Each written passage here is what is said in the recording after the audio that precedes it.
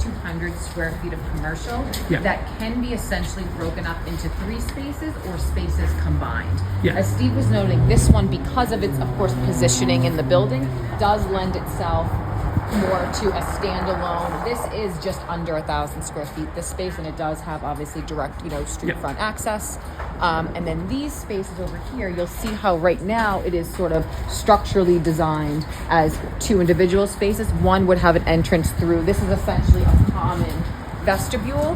The fob and residential access would start here.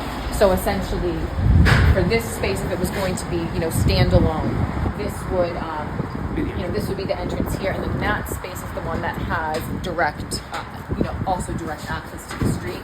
These 2 spaces can very easily be combined. There is sort of an elevation kind of step up there, which of course could be transformed into steps or ramping or whatever. So, I will say we are getting a lot of overwhelming response from tenants looking to put essentially a coffee shop. We're getting a lot of nonprofit office and for-profit office interest.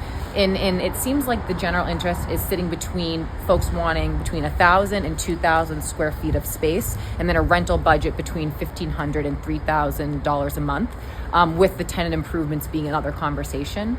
I think the one thing that, understanding that the commercial leasing market is pretty difficult, right? And that it's not set in stone, and it's very difficult to kind of build on spec and just expect people to come. So, of course, our intent is to essentially provide a built-to-suit opportunity. So to essentially design with an end user in mind. And I think the one thing that we have kind of that's helping us a little bit is we are not looking to get top of market. Our priority sits with having a good tenant who is going to be a partner here and be a good neighborhood, essentially amenity, as well as bring goods and services to the neighborhood that are needed. And so we're open to adjusting our price so it's not top of the market. Of course, we need, a justifiable rental income for this space. But I think that is what's helping us a little bit, is that we are not, in our marketing efforts, are not setting a price point.